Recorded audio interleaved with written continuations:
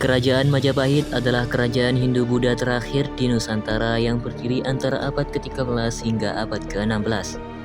Kerajaan Majapahit dianggap sebagai salah satu kerajaan terbesar dengan wilayah kekuasaan hampir mencakup seluruh Nusantara. Kerajaan Majapahit didirikan pada 1293 Masehi oleh Raden Wijaya.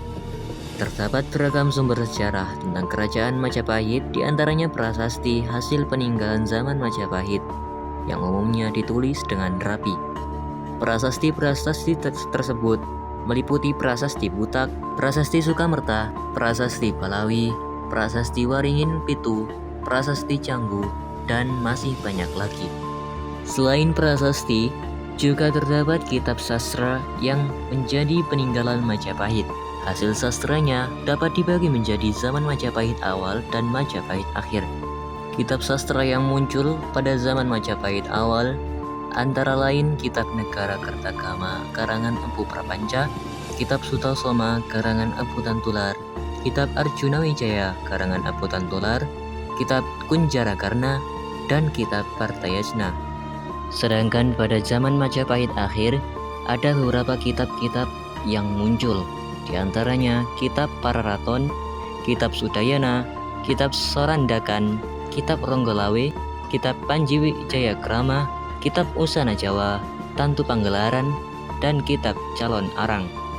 Selanjutnya ada candi, hasil peninggalan Majapahit yang sangat banyak dan hampir tersebar merata di Jawa Timur dan sebagian Jawa Tengah. Candi-candi peninggalan Majapahit diantaranya Candi Sukuh, Candi Ceta, Candi Pari, Candi Jabung, Gapura Wiringin Lawang, Gapura Bajang Ratu, Candi Brahu, Candi Tikus, Candi Surawana, dan Candi Wiringin Bajang. Sumber sejarah terakhir, berita dari mancanegara.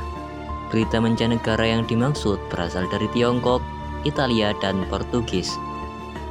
Adapun raja-raja yang pernah memerintah di kerajaan Majapahit, yakni Raden Wijaya pada 1293 hingga 1309 Masehi. Raden Wijaya dinobatkan sebagai Raja Majapahit pertama pada tahun 1293 Masehi dengan gelar Kertarajasa. Kemudian Raden Wijaya wafat pada tahun 1309 Masehi dan ditarmakan di Simping Blitar. Setelah Raden Wijaya, ada Sri Jayanegara yang memerintah pada tahun 1309 Masehi hingga 1350 Masehi. Pada masa pemerintahan Sri Jayanegara, terjadi Pantanca, yaitu musibah yang mengejutkan terjadi pada tahun 1328. Raja Jayanegara dibunuh oleh Tanca, seorang tabib kerajaan, yang kemudian Tanca dibunuh oleh Gajah Mada. Setelah wafatnya Sri Jayanegara, posisinya digantikan oleh Raja Tribhuwana Tunggadewi pada 1328 hingga 1350 Masehi. Pada pemerintahan Tribhuwana Tunggadewi juga terjadi pemberontakan Sadeng, namun hal tersebut dapat dipadamkan oleh Gajah Mada. Pada tahun 1374 Masehi, Tribhuwana Tunggadewi meninggal dan didarmakan di Panggih dengan nama Pantaraprua. Setelah itu, Raja Hayam Wuruk menempati posisi pemerintahan sejak tahun 1350 hingga 1389 Masehi. Pada masa pemerintahan Hayam Wuruk inilah Majapahit mencapai puncak kejayaannya. Wilayah kekuasaannya hampir seluas negara Indonesia sekarang. Pada masa ini terjadi peristiwa Bubat, yaitu perselisihan antara Gajah Mada dan Raja Pajajaran, sehingga memicu pertempuran yang menyebabkan terbunuhnya Raja Pajajaran dan putrinya, Dyah Pitaloka. Setelah itu, Raja Hayam Wuruk wafat pada tahun 1389 Masehi, kemudian digantikan oleh Raja Wikramawardhana. Setelah Raja Hayam Wuruk meninggal, posisinya digantikan oleh putrinya yang bernama Kusumawardhani yang menikah dengan Wikramawardhana. Pada pemerintahan Wikramawardhana terjadi pemberontakan yang dilakukan oleh Wirabumi, yaitu putra Hayam Wuruk dari Selir.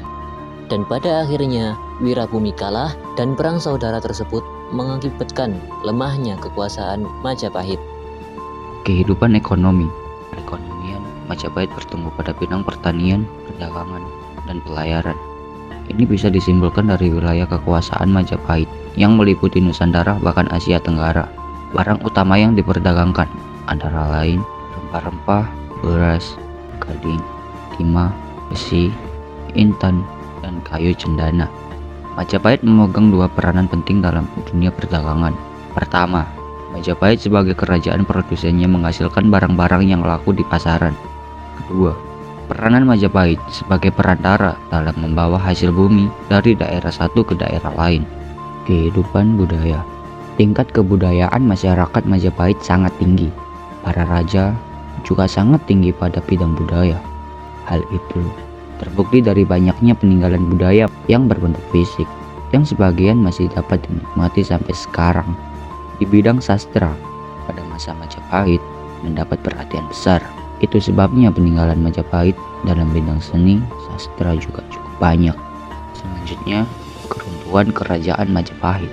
Perkembangan kerajaan Majapahit yang mencapai puncaknya pada abad ke-14 akhirnya mulai mengalami proses kemunduran setelah Gajah Mada meninggal pada tahun 1364 Masehi.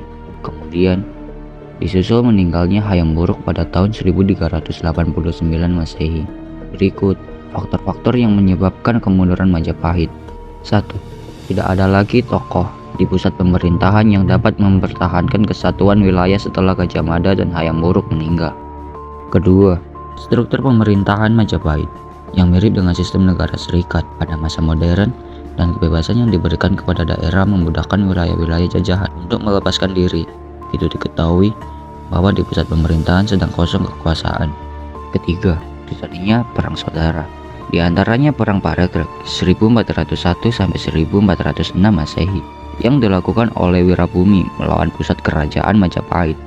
Selain perang saudara, terjadi juga usaha memisahkan diri yang dilakukan Girindrawardhana dari Kediri 1478 Masehi. Keempat, masuknya agama Islam. Sejak zaman kerajaan Kediri di Jawa Timur menimbulkan kekuatan baru yang menentang kekuasaan Majapahit. Banyak bupati di wilayah Pandai Utara yang masuk Islam karena kepentingan dagang dan berbalik melawan Majapahit.